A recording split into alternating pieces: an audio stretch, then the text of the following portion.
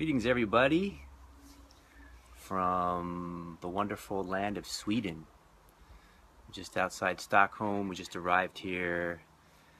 I don't know what day. Yesterday. It's like the time zones are different. The air is different. The trees are different. The sky is different. The culture is different. But there's one thing that's the same that underlies all these differences wherever you go, wherever you are, whoever you encounter, whatever experiences you come into.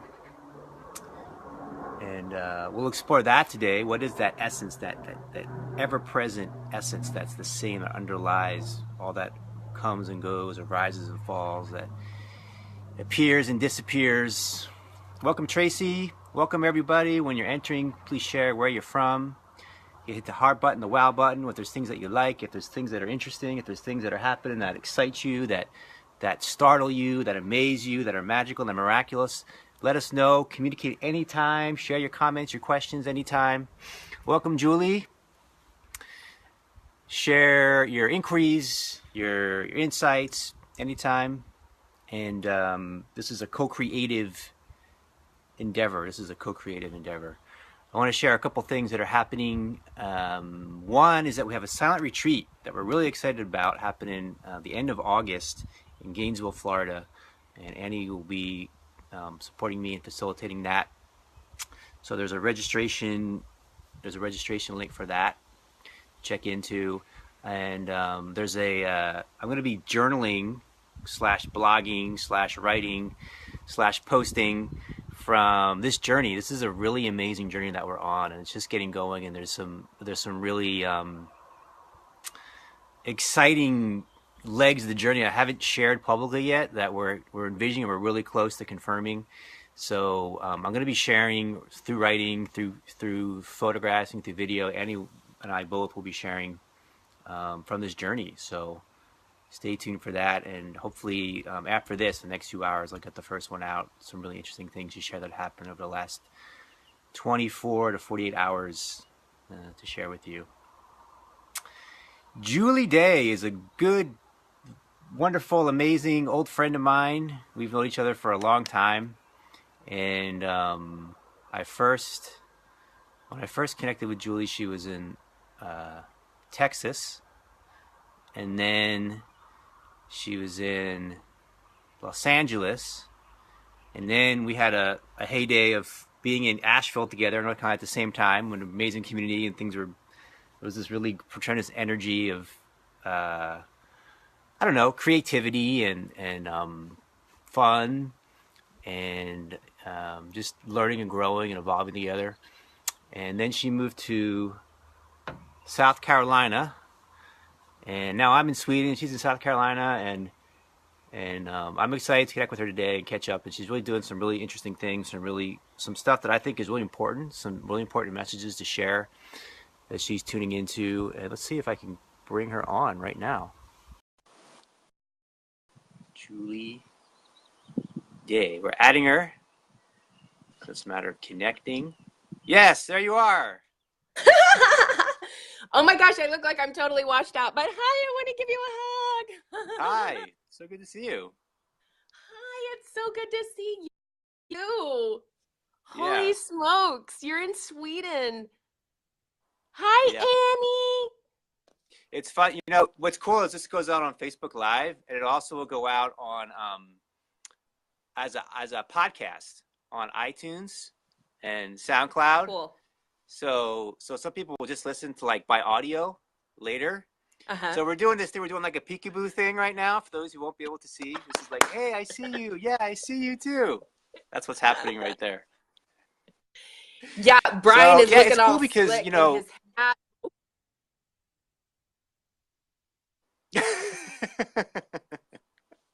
I am. You go, dear host. I am. It's cool. What's cool is you and I, it feels like we haven't caught up in a while and had a chance to connect and share. So it's a great opportunity to do that and connect with hundreds of other amazing people as well. But yeah, kind of I guess Practical Mystics is a project that you started, right? Yeah. Well, tell us how that came into being. Tell us like how that came into being and what that is and how that relates to like your movement and your own journey. Oh gosh, Brian Piergrossi starting with the big guns right away.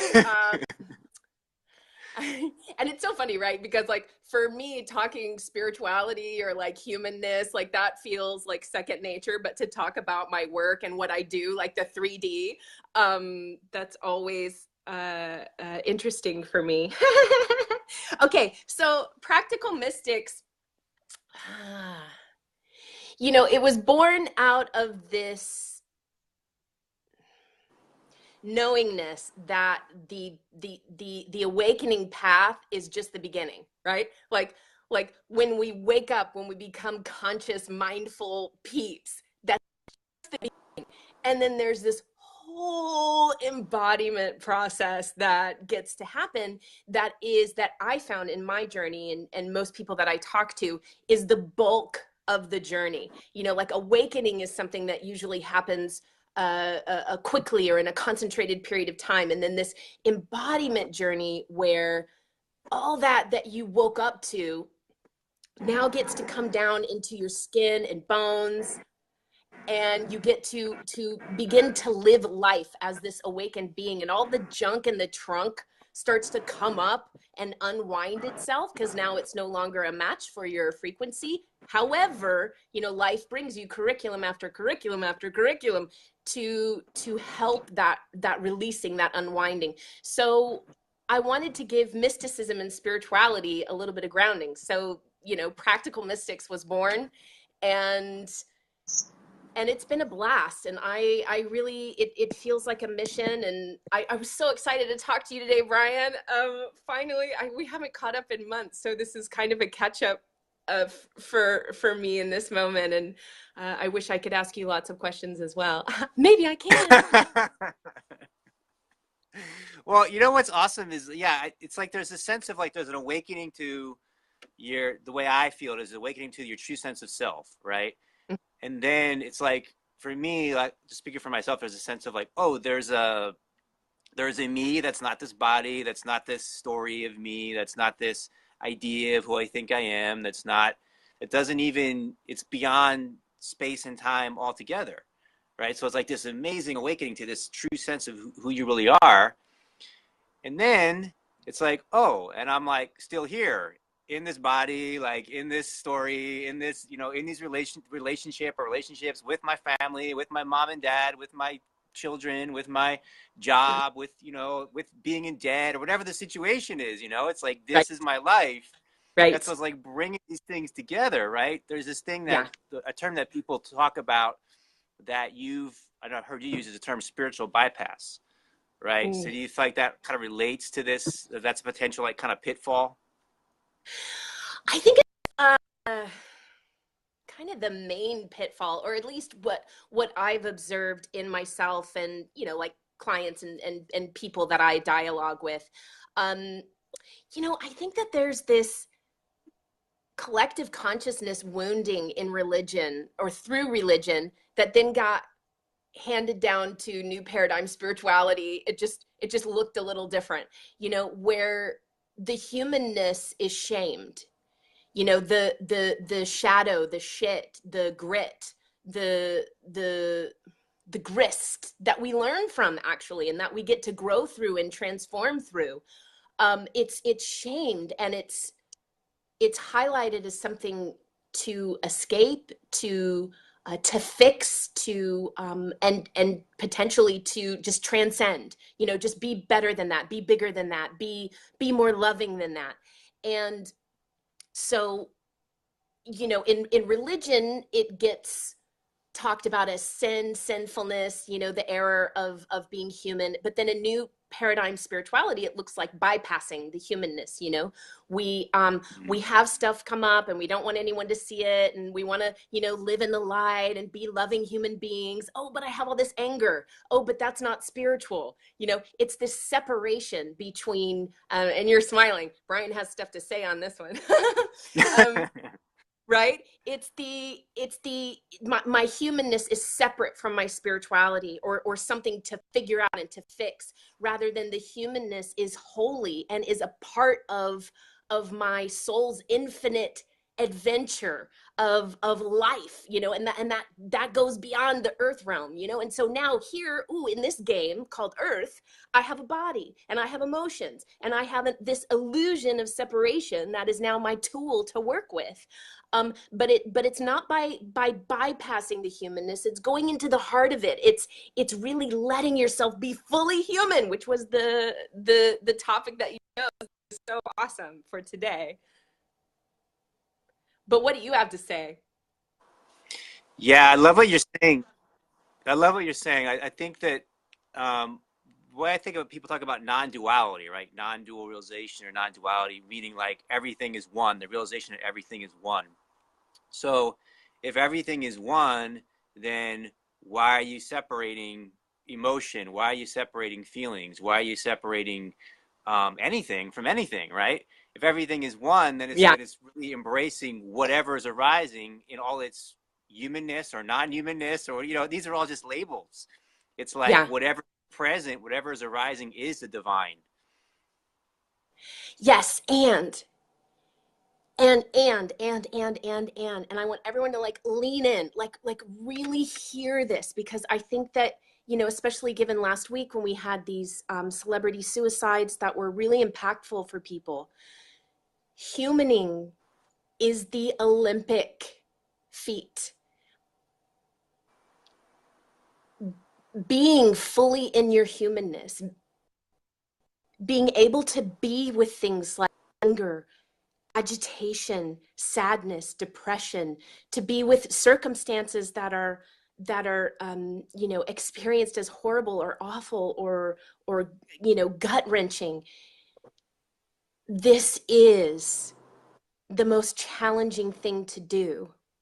And I think that there's this shame around our circumstances that stops us from really bearing witness to this Herculean thing called being awake and being human, and letting yourself be with the anger or be with the sadness. It's Herculean, it's Olympic, it's the penultimate thing, and I just want to give so much props to that, like this shouldn't be shamed, this should be celebrated, right? Like what if Facebook posts became, oh my gosh, I'm going through this breakup, it's so awful, y'all, I'm completely gutted, I'm at life level 87, I am transforming the shit through this, whoa, I'm being ripped up and born anew.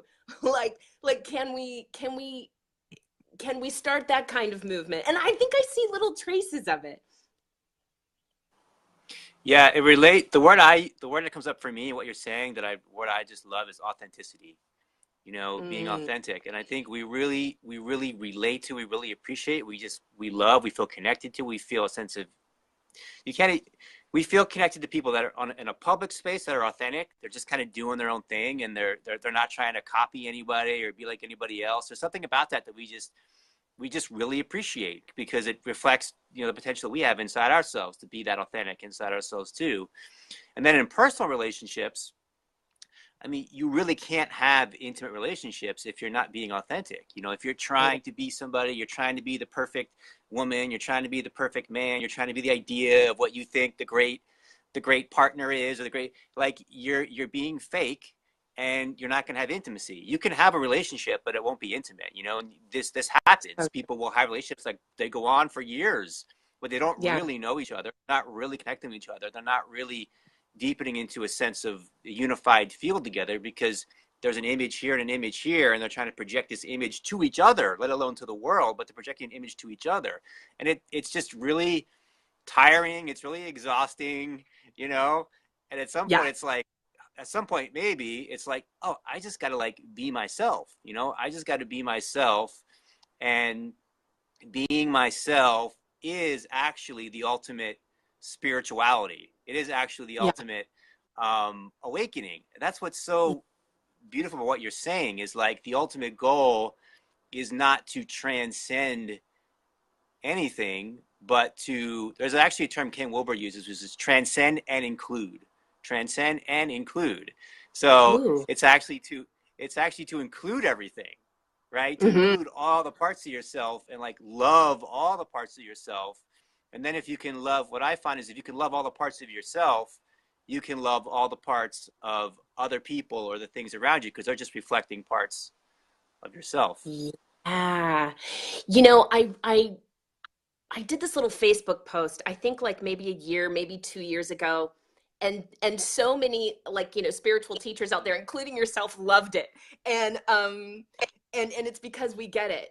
And the post went something like, I think all that spiritual stuff that I did, all those practices, all those processes, all those years, all those ceremonies, all those rituals, all those prayers was just so that I could come home to myself and be human and be Julie and be here. Like I was so busy being, like you were saying, like projecting and trying to be this and trying to get this and, blah, blah, blah, blah, blah. And it was the spiritual journey that enabled me to be human. I don't think I was human beforehand. I think I was just ego. I So don't think I was ironic, right? really, yeah, I was a pain body. Hmm. When do you Yeah, think that you, it's go I ahead. was There's a going little to ask, delay. when It's do okay. you, yeah, I was noticing that too. We'll just have moments like this and then moments of gazing. That's so Brian Piergrossi. The deep the deep presence and gazing. um when do you think you really aligned with your humanness and was able to be authentically Brian? Like when was that tipping point? I feel like it's like an ongoing journey, like I don't feel like there's like a sense of like, oh, it's over, I did it, and now like whatever, it's like it's a sense of like it's almost like being mindful of every moment. It's like being present every moment, being mindful of every moment. And it's like I can see the metaphor of like walking a journey, right? Hmm. So there's a place you're going, but actually what's most important is the journey, being mindful of every step, being mindful of every Hmm. step, every moment, being present. Um, so that's what comes forward to me in this moment of like the humanness is like what's alive in the moment. But do you feel that there was a tipping point where you started to feel a little bit more at ease with being authentically you, or skillfulness at the table?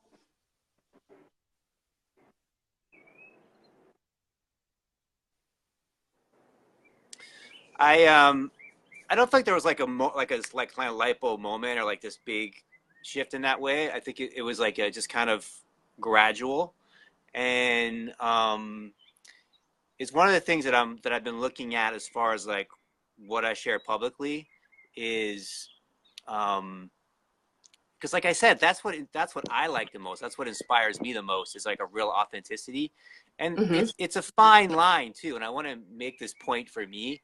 This is me personally. Like there's a sense of like being authentic and really just being real and just being like what's here, what's alive, and being like fearless and like sharing that. It's really courageous to share in that way. And then there's kind of this self-absorption thing of like everything is about me and I need to tell you like every single thing I'm feeling and every single thing I'm eating and every single and like I personally don't enjoy that. So there's sort of this like thing of like I'm sharing you what's alive and what's authentic and I'm sharing it because I feel it would benefit you, right? It's actually an act of like service. Hmm. So that's kind of like the where I'm intending to come from, and Hmm. it's kind of like you're kind of exploring that too. It's kind of an exploration of like something that actually a mutual friend of ours, Aaron Merritt, said one time that I really liked. We were in a circle, and he was someone said, should I talk about this or should I share this? And Aaron was the facilitator of the circle, and he said, if you feel it would be good medicine for others, then share it. you Hmm. know And so that's really interesting. That's really interesting. That's kind of like, I think that's true. Like, is this good medicine for others? Um, and then to share it. And of course, there's also times where we need support. We need people to help us and reflect things to us. But that's a different. So it's kind of like feeling into all of that. You know, it's all there at the same time, Yeah. right? Does that make sense? Yeah, totally. It's a layered cake. You know, Mm-hmm. I feel for myself that there's an actual energetic prompting when it's something, this saying that I heard once from a reverend that I studied with that said, "Don't speak until you're spoken through." And Oh, I to love. me, Yeah. yeah, that's the thing that always pings me is there's a difference between Julie just, you know, and sometimes I love to share and I love to chat and all that sort of stuff versus feeling undeniably moved to share something, even if I'm uncomfortable with it or if I haven't fully processed it yet, you know, and I trust that. I trust it so fully. Good things always come from Mm-hmm. it. Yeah, and like, the things that you share, like for example, one thing I noticed that you're sharing about that I know a lot of people can relate to is like um, living in a household with children and relationship and the family, having a family dynamic and what that's like and the challenges and the triumphs and the ecstasy and the agony at times and like, to be able to share that. So you're sharing something about your life that's personal, but other people can relate to it and it helps them. It Yeah. helps them to move through that same space for themselves. So speaking of which, why don't you talk about that for a little bit? So you had a big major shift since I've known you. You were kind of Lord. independent and on your own, and what last 2 years maybe. Now you Two. have a partner, and you're living together, and you have children that you're. So what has that been like? How is that? I imagine that that's a great spiritual. That's a spiritual teacher, like having that situation. You learn and Wow. grow tremendously. I have it's I'm going to seek to articulate it, but it feels so dense. I don't know if I can articulate it fully, which is, yeah, Brian was right, man. I just now in this experience, and Marco has 3 kids, so you know we're a family of 5 over here. Uh, and just now I understand how free I was. I was so free. I lived probably one of the freest lives that one can live on this planet. You know, I was single and I worked virtually so I could be anywhere that I wanted to live and um you know, living in great towns such as Austin or LA or Asheville, which was just a beautiful rich experience right there. And moving in here was like getting slammed into density, you know, like being in these upper chakras a lot of the time, you know, like community and love and ecstatic dance and yoga and prayer and visioning and nature. And then all of a sudden I got slammed into, you know, kid stuff, arguing, lunchtime, breakfast, lack of sleep, um, eating too many potato chips, you know, all these really earth density things that I hadn't experienced before, and it's been so revelatory and such a beautiful teacher, and I think ultimately it the first year was healing my little girl. Um, and it's still very deeply felt by me, obviously. But you know, I grew up in a household that one could say was abusive, and there was addiction in the house. And my human response to it was to shut down and to go in my room and close the door and just be by myself. Um, and being with Marco, who is such a warrior conscious dude, like let's talk about it, let's stay in the room, let's be with this experience, um and then watching him with his little girl, you know, and no matter how big she gets, no matter how dramatic, no matter how many tears, no matter how much stuff she brings up, he can just hold and hold and hold for her. And then I got to be held that way. I got to see her being held. And then I gave permission for myself to be held that way. And it was like literally, I could not have done this without the years of work that I did before this. Um, and here comes our Amazon dude. Hi, Amazon dude, mailman, bringing the packages. Thank you. That's life right there. Um, and so it was deeply healing. He's having a hard time. This is a big package. You don't have to. Okay, there we go. um, and so it was deeply healing, and it continues to be deeply healing. And it challenges me on a level that I've never been challenged, you know, to continually show up, to get out of my introversion and to be with these kids, but also to understand how to really take care of myself um, within this thing that I'm a big yes for. So it's intense. I don't know if any of that made sense. Yeah, totally makes sense. It's amazing. Welcome Yeah. to Sarah Sutherland. Welcome to William Langlois. Welcome to Tracy again. Welcome to Marco's here. I saw him pop in somewhere. I saw Welcome to you. I see a Lee. Bernadette. Robin. Welcome everybody. Thanks for being here so much. If you have any questions or comments anytime, feel free to jump in and join the conversation. Welcome to Sue Hill Zapparelli. What a great name. Sue says that's what your gift is to them, Julie. Yeah. Super Um, sweet Sue. Sue knows a lot of the journey.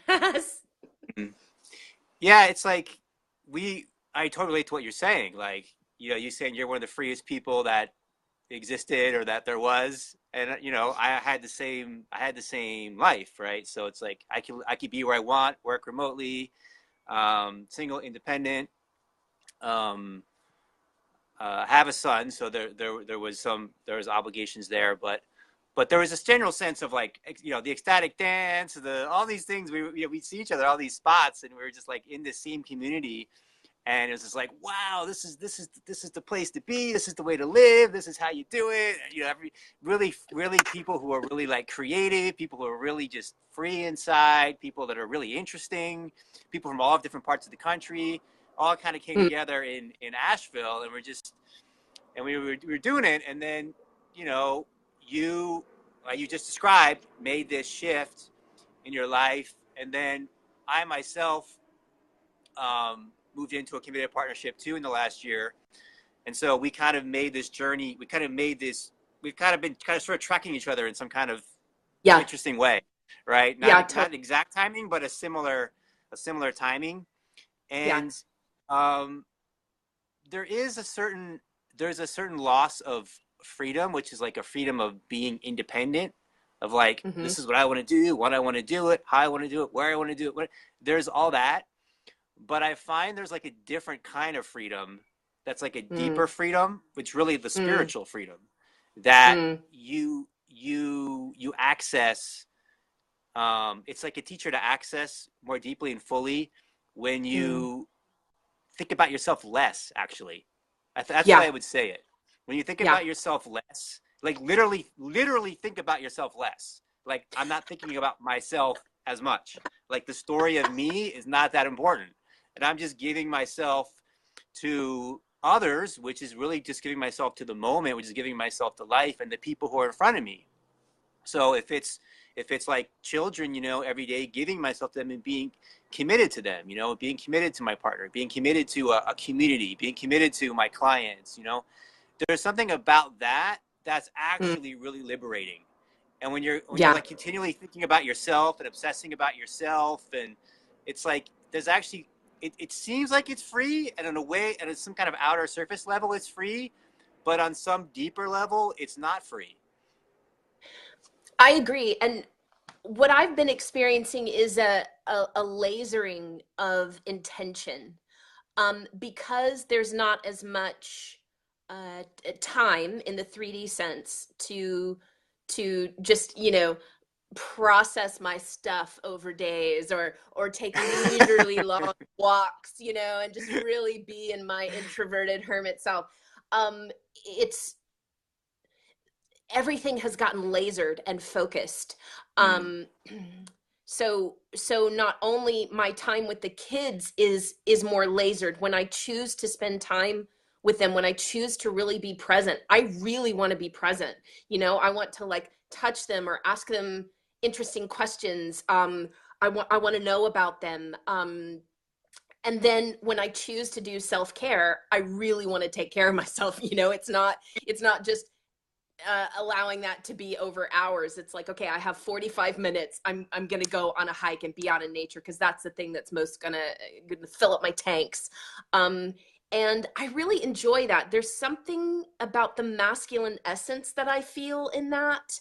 Um, and and I'm seeing the feminine essence as the dance and the masculine essence as that like consciousness container and intention. And I feel way more intentionalized and way more able to hold this thing called Julie and the dance called Julie because of these three rascally, crazy, wild, amazing kids. So it's really added, it's only added and expanded and amplified my life for sure. it brings a sense of groundedness, right? It brings a sense of like being anchored into something. Yeah, yeah. And you know, and here's something else interesting that I want to share, which is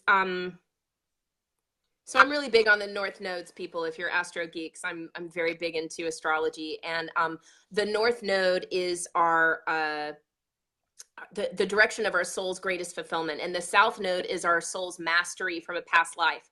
And the deal is, if you focus too much on that South Node, it's unfulfilling, right? You've already done that. You graduated. You don't need to go back to that class. And my North Node is in Capricorn, so it's very much so about leadership and captain of the ship and, you know, masculine energy. And what I found is that a lot of my spiritual path, I've been in this airy fairy bubble. And just by getting grounded and having kids, well, let me go back. In the airy fairy bubble, I didn't really desire a lot. I desired partnership, but other than that, I didn't desire material things. You know, I didn't want a car. I didn't really care about, you know, a fancy house or fancy clothes or anything like that. And it's like, oh, I'm so spiritual. Like I want for nothing. I'm so, you know, all that kind of stuff. But coming into this family unit, all of a sudden I want things for these kids. You know, I want lessons for them, and I want them to be able to go out on the lake and be in a boat and, you know, have all these experiences. And it has just brought me so much more into that masculine essence of my being, which is my North Node, you know, that Capricorn, like, okay, I'm going to Hmm. captain this ship. I'm going to call in these things. Um, and it's so rewarding. Let's talk about masculine and feminine actually, because I think that's another really important component of this authenticity. Cool. So I even noticed like the way that you and I, the way we relate even here, like you're coming more from the feminine, I'm coming more from the masculine, and the the masculine, um, the masculine kind of has a sense of like organization and structure and kind of, and we've talked about this too, like like a lot of times when you and I would be in conversation, I remember one time you reflected to me like you, Brian, will kind of like frame a beginning to it and frame an ending to it. You know, kind of open it and close it. You know, kind of package it in a certain way. By the way, I'm just noticing I'm by some kind of airport or something. So sorry for the plane sounds that are passing by. But Oh, awesome. just Lots of realized that the activity. last hour. So, so anyway, to authenticity, there's a if you're a coach or you're a spiritual teacher or you're a mentor or you're a whatever you are, guide of some kind, there's sort of there's a masculine and there's a feminine expression, Mm. and the feminine can come across as kind of like messy, as kind of like just kind of wild and sort of like, you know, emotion and feeling and movement and like, and there's something that's like beautiful about that to be totally, fully embraced, right? If that's the authenticity of where you're coming from in the moment. If you're in a and by the way, you can be a man or a woman and be in a feminine essence or a masculine essence, right? Right. So if the authenticity of what you are is feminine, then just like letting that flow. And I think as human beings, we may not be as used to that as far as like people presenting themselves and, as public figures or whatever, or teachers from that dynamic. Um, or if you're authentically in a masculine essence, to express yourself from that way, right? So you can't really necessarily judge like this is authentic, this is not authentic. But I want to point out to make space for the wild feminine being authentic, right? Does that make sense? Because that's what I feel so beautiful about you when you get in certain spaces is you're just kind of just this flow, and it's just like it's not my way, but it's really beautiful to like feel express yourself from that space. Yeah, and I noticed when you started to talk about that, I was like, oh, that's so true. I've been moving this whole time, I think, like my hands and moving in the screen, and Brian's just been like holding this container. Um, that's so great. But Brian, something that has been really transforming for me is to Marco, who's my partner for those listening, he is really big on something that he calls superstructure, which is our matrix of beliefs that we hold to be true about our world, about life. And I've come to see this as the masculine essence, the spiritual masculine essence. It's the spiritual masculine essence of our being is that superstructure within us. And there's so many women in particular out there. I know men also have this experience, but I see this a lot in women who spirituality is so accessible, right? The ecstatic dance, the intuition, the magic, the miracles, the flow.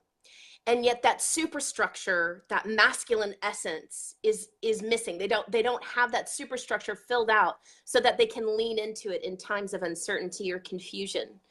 And in being around Marco, he's really helped me to identify that and really bring that online within myself.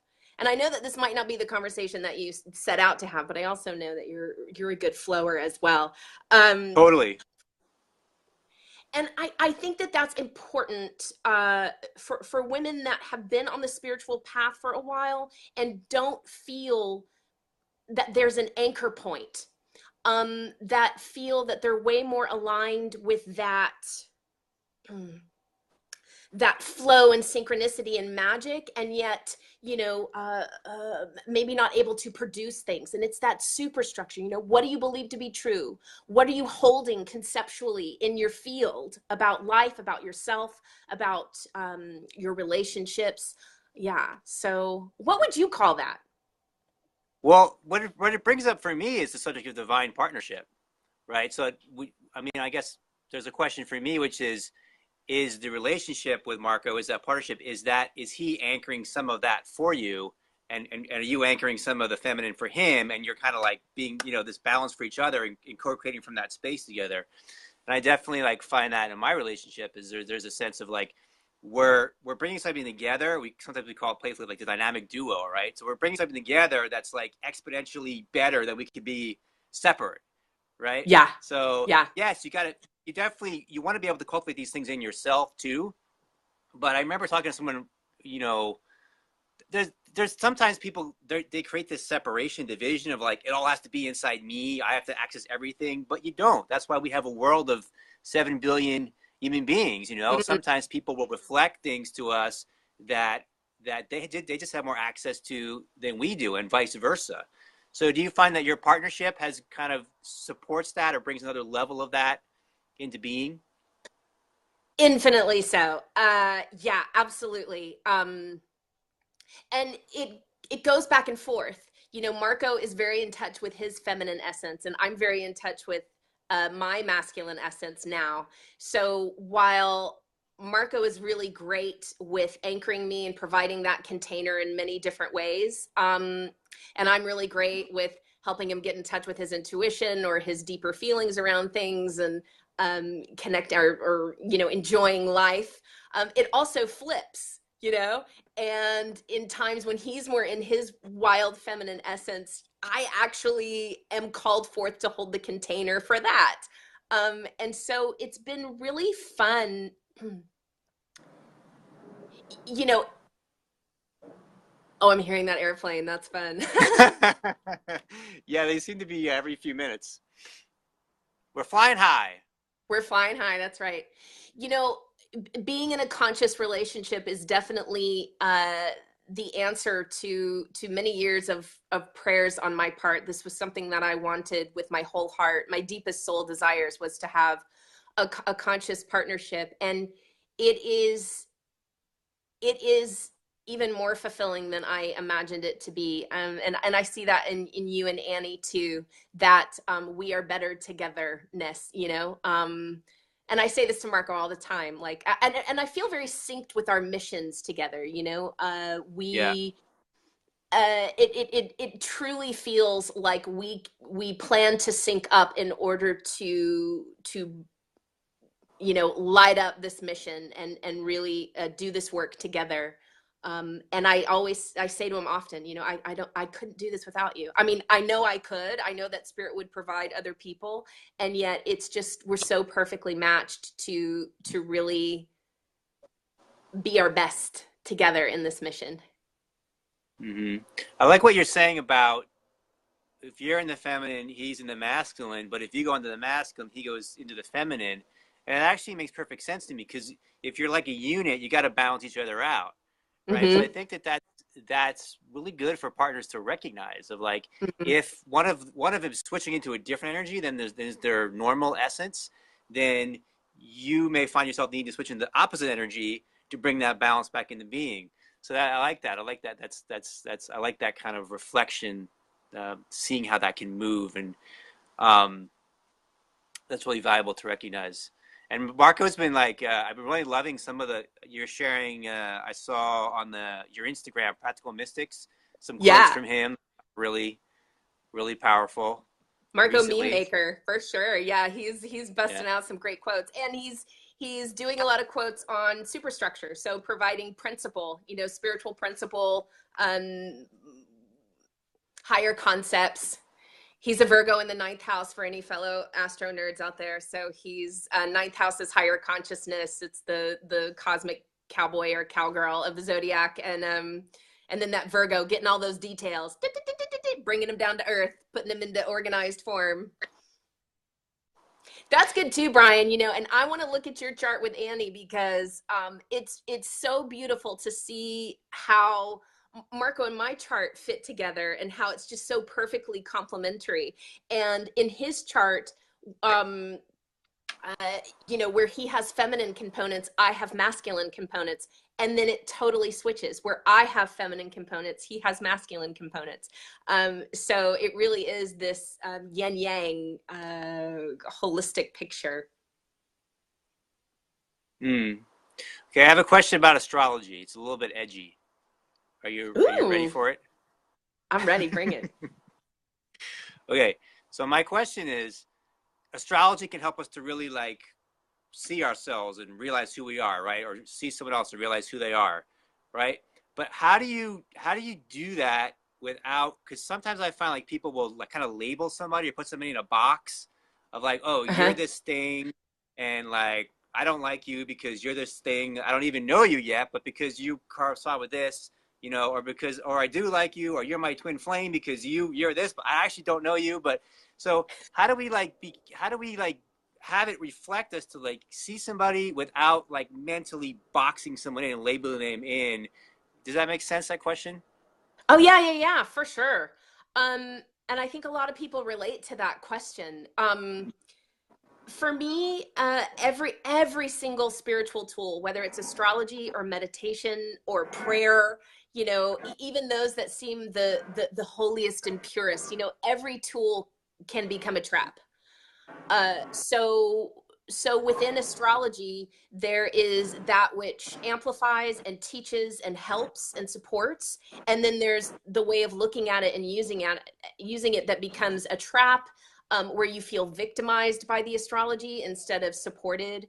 And I Mm, think that the best answer that I have for it is just to bring your mindfulness to any of these things, mm, and when it's you start to feel that constriction, then something's off, something's out of alignment. There's something that's not being utilized to its highest. And I believe that when we're using things to their highest, there's a sense of liberation. It's freeing, right? So, um, the North Node, I'll just bring that up again because I mentioned that earlier. Whenever I discovered that, there was so much freedom that flooded through my system, and there were so many answers. Like, oh, that's why, blah blah blah blah blah blah blah blah blah. It all made sense. Now, there are, I have a dear friend. We have a dear friend in common, Sarah Sutherland, and we talk all the time about North Nodes. And and sometimes I get too much into thinking, and I can feel it in my system. Oh, I have to do it this way. And as soon as I feel that constriction, psh, just release it, let it go. That's not a truth. That's not a high truth. So that's how I would work with it. And I think that we all kind of have a tool that speaks to us in life in particular, so whether that's tarot or astrology or nature, we have something that for some reason works with us, and just is a superpower or a super tool of ours. And astrology is one of those for mine, man. For me, I just, it opens doors like crazy, and there are very few doors that it closes. mm. If anyone has any comments or questions, feel free to share. Say welcome to Jessica, who's in Sweden. Welcome, Jessica. Hey, And who else is Jessica. Sue's commenting. Tracy, Neil Foster, friend of ours from Asheville. Welcome, Sylvia. Yahoo. Sylvia in Germany. Phyllis is in South Carolina, like you. And yeah, thanks everybody.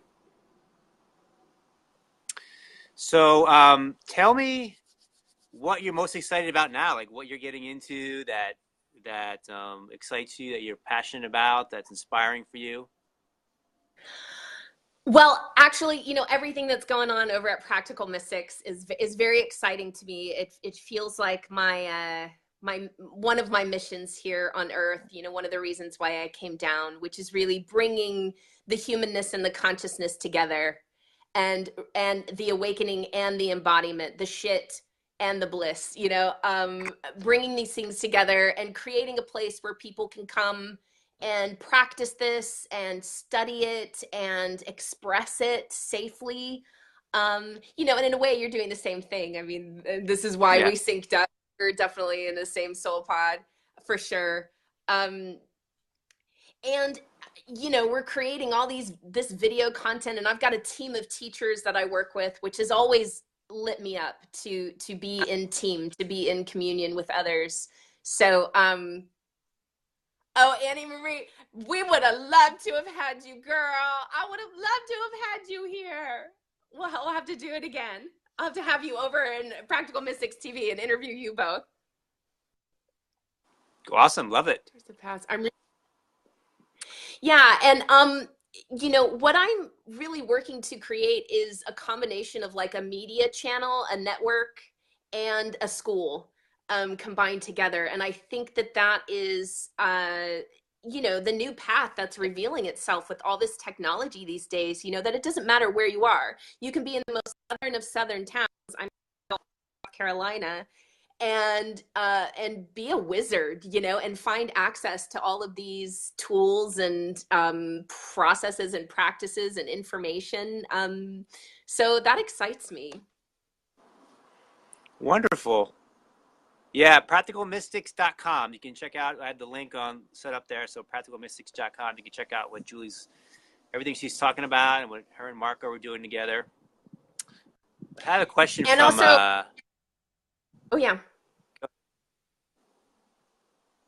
I was going to say also practicalmystics.tv. Both of those websites will do. Okay, practicalmystics.tv as well.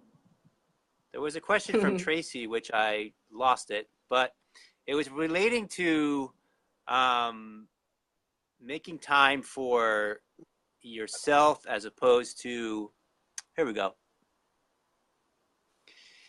Tracy says, it's easy to want for others. How do we focus more on what we want for ourselves, or should we even try? So to me, that brings up the question of like balance Hmm. of, you know, when you're totally giving to others, it's kind of like when you, good examples when you fly in an airplane, they say if you're, you know, if you're going to crash, if we're going down, put the oxygen mask on yourself first, your children second, right? Hmm. So there's a balance of like, yeah, I need some self-care to be able to be of service of others and to be available for others, or else I won't be any good or any use to anyone else.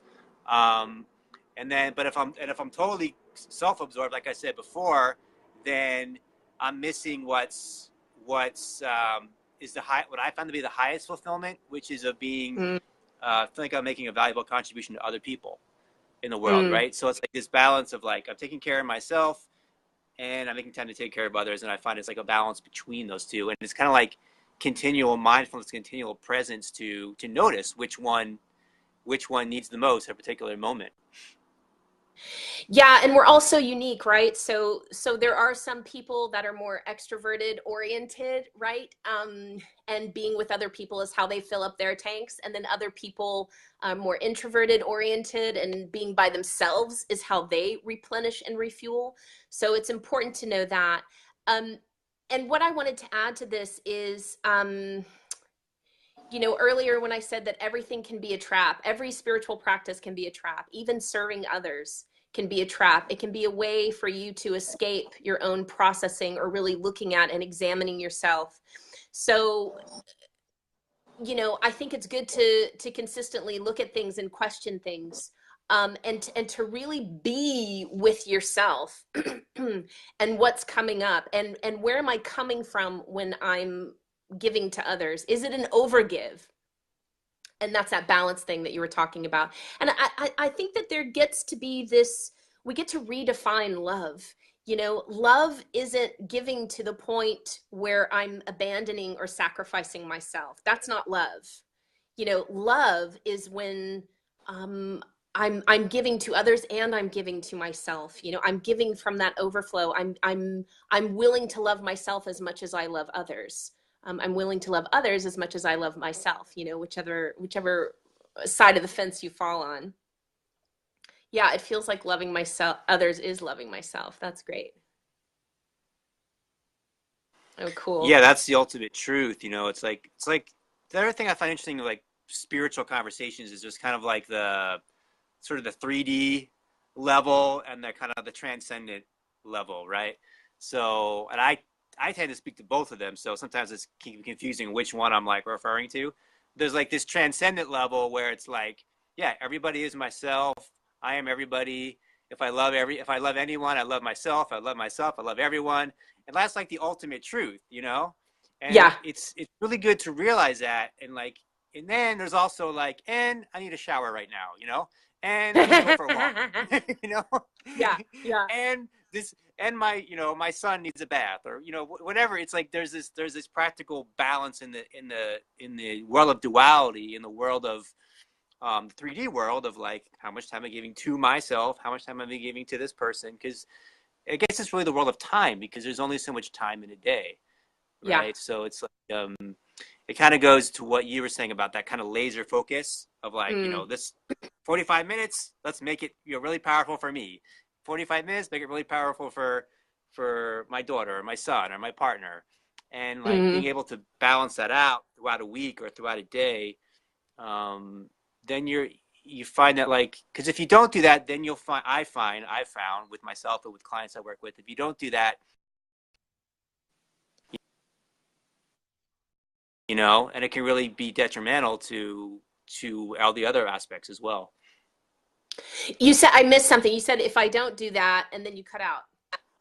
Yeah, if we don't do that, one of those areas can really be lacking, right? So it Mm. can really be missing. If you're consistently not giving energy to your partner, if you're consistently not giving energy to your children or to yourself, Mm-hmm. then it affects all the other areas anyway. Yeah, yeah. And this is our tool, this is our vehicle for learning, you know, so we get to be um scientists in this lab, and Mhm. to continually show up and seek to learn more about loving ourselves, more about learning how to love others, more about this thing called balance. So just a permission slip for everyone to be compassionate and loving with yourselves. And you know, it's an ongoing process. As long as you have a body, you're you're learning and growing on earth. Mm, So you might as well mm. just treat it as such. Here's an interesting question about being fully human. We're getting into like the final few minutes, Uh-huh. and is it being fully human? I'm questioning, like, you have somebody that's like, just let's say really, and maybe maybe I'm kind of answering the question in the question, but you have somebody that's kind of like, um, really a lot of anger, a lot of like, kind of rude, a lot of mean, like all these things, and they're like, hey, I'm just like being myself. I'm just like being human. Like, what's the difference between that and what we're talking about? Does that make sense, that question? Like, Yeah. because it's like, Yeah. yeah. I would use the word alignment, and when I say Mm-hmm. that, I mean align yourself with your higher self. So someone can be just in their lower self and being totally authentic with that lower self. And Mm-hmm. I think that that's what you were just talking about. You know, that is Mm-hmm. a an authentic lower self 3D expression, which is valid. That is a valid path. But what we're talking about is that awakening and the embodiment, the alignment of those two, where I have accessed something greater than myself, call it spirit, God, love, you know, universe, source energy, whatever you want to call it. And I have aligned that with my lower self. So I've learned how to check my ego, how to bring my ego into balance. I've learned how to identify my gifts and talents and how to start to bring them to the table. I've learned how to use life circumstances as vehicles for growth. Um, and now I'm putting that all into practice, right? I'm taking that to the street. I'm willing to show up and get agitated at the grocery store. I'm willing to show up to a house full of crazy kids and be authentic there. You know, I'm willing to show up with my partner and be vulnerable, and real and transparent. So I think that's what you and I, and, you know, I'd love to hear from you. I think that's what you and I really talk about when we say fully human. It's not fully, you know, lower self human. It's that aligned self human. Yeah, I really resonate with what you're saying. I think because that's something I find sometimes is people use it kind of as an excuse of Hmm. like, hey, you're an asshole. Well, I'm just being myself and I'm just telling you, we have a president that does that, right? I'm just expressing myself, just telling you what I think, I'm real. Yeah. But that's not really like what we're talking about. Um, Right. there's like a sense of like the way I was feeling into what you were saying is like, because I'm asking myself the question, right, too, and it's like, I think one difference as like I've evolved on my journey is like there can be a range of feelings, there can be a range of thoughts, there can be a range of whatever the full range of universe is. It's there's access to it, right? But Mm-hmm. one thing I notice is difference is I'm really mindful not to blame anybody else for Mm. what I'm like feeling, or like to make it anyone else's fault, or even to make it my fault or to blame myself. Right? Mm. There's just like, oh, this is almost, it's almost like practical mystics, right? It's almost like it's like a mystery. It's like, oh, this, look at this feeling. This is what's happening right now. Look at this thought. This is what's happening right now.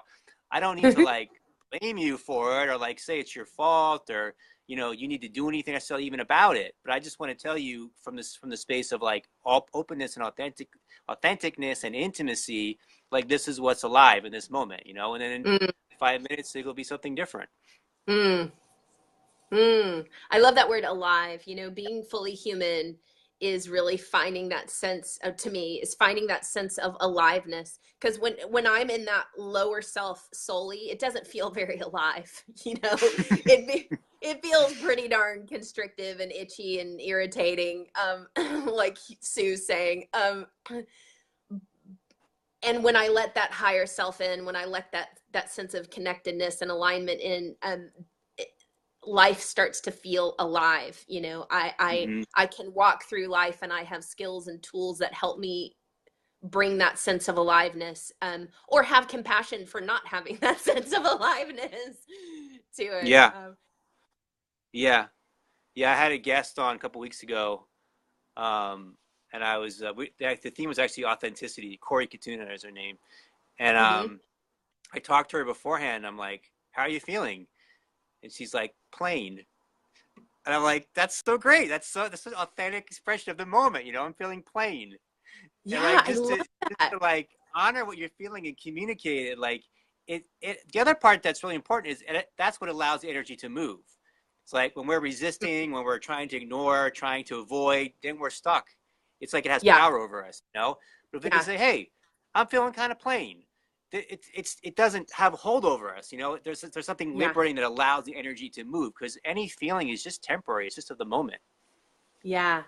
And how wonderful, and how much, and this isn't true for everyone out there, but for a lot of people, it takes a lot of work to get to that point, to be able to, like you said, stop the blame game, stop projecting it outwards, to bring your focus inward, to really be able to examine the feels, you know, to like Yeah, nonviolent communication, which I'm nuts about. I love that. And yet when I first started me practicing too. it, part of nonviolent communication is to say how you feel, and most people say a thought. You know, I feel well, I've practiced it for so long now I can't think of the opposite, but you know, true feelings are sometimes this mystery, you know, and you got to really be present for a while to connect with how you truly feel. How am I really in this moment? That's masterful.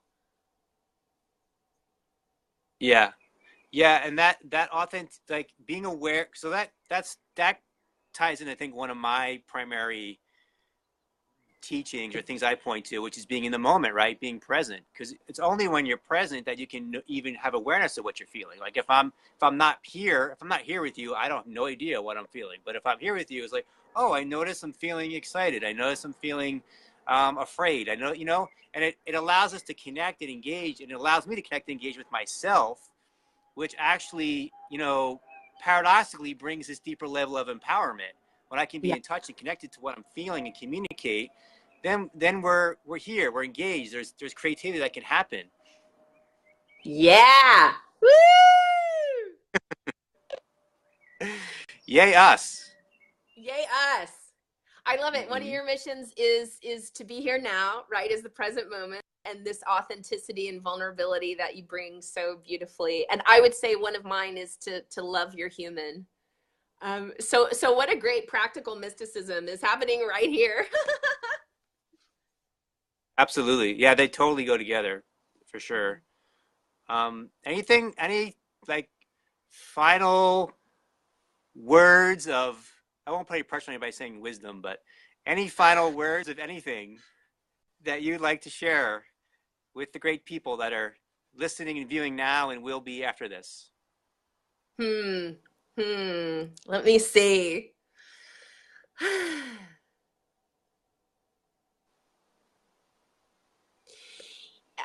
Okay, so it's interesting. This like a Bible quote comes up, but it's the thing that ran through my brain, which is, have you heard this Bible quote before? You are my beloved, in whom I am well pleased. Probably, yeah. Yep. That just came up to share. So perhaps there's just one person that needed to hear me, and not coming from God on a cloud kind of theology, but more so like um just reminding everybody that they're loved. I think that this loving our human thing is so Herculean, and there's so much pain and confusion around that. But just to remember that you're loved by life itself, infinitely so, infinitely so. Yeah. And Sue says, "Be gentle with your human." Yeah. That's a great point, is the sense of when you really start to embrace the full humanness of yourself, there's a sense of unconditional love. That's a really Mm, important point. I think we haven't said it that in that clear of a way to this point, but the mm, sense of like, yeah, like if the more I embrace my human as divine and my divine as human, then I love myself, as I am. And it doesn't mean I mm-hmm. can't change or grow or evolve or get better in certain ways. I can, but I love myself as I am right now, which paradoxically I would say that's what allows one to evolve and grow when we love ourselves as we are in the moment. And then, kind of mentioned this earlier, but we're definitely worth stating again that when you love yourself as you are, it then opens that gateway to love another, Yeah. as they are. Yeah. Yeah. Yeah. And it can all start by knowing that you're loved. Even if you can't Mm-hmm. love yourself, right? That you are loved, that there is something greater than you that is loving you right now, even in moments when you Mm-hmm. can't access that. So love is present, love is ever present. It's right there. Mm-hmm. Thank you, Brian, for having me on your show. I loved seeing you and chatting with you, and it just makes me want to schedule a phone date. Yes. I agree to all that. You're welcome. I'm so glad that you're here. Thank you so much for being here. Really enjoyed this. I feel like my spidey senses are telling me that the people that are viewing and listening are really enjoying this, and I hope so. I think it inspires me to want to share more together with you guys and create more together. So Woo! Yay! yeah, Yeah, y'all bought one-way tickets, right? So we don't know when you're back in Asheville. yeah, we'll be back for sure. We just don't have the ticket, but we'll be back. Okay. Okay. Yeah. Okay, we're Thanks, gonna have a big Julie. date. A big. Okay, thank you, Brian. Thanks for Thanks being everyone. I here. send you love. Mwah. All right, that was super fun.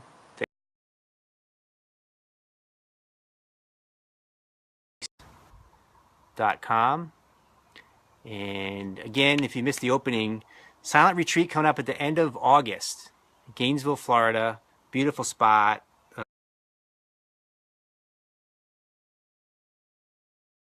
Next level, quiet place. Register to join us. Check out the travel blog. I'm excited about that. Sharing the journey here. I'll be sharing on Facebook. I'll be sharing on my blog on my website. So if you're watching this on Facebook, then probably this is the place to find it. But you can also find it on my blog. You find it on Instagram as well. I'll be back next week, same time, with a really exciting guest I'll tell you about in a few days. And I will see you in the next now. Goodbye from Sweden.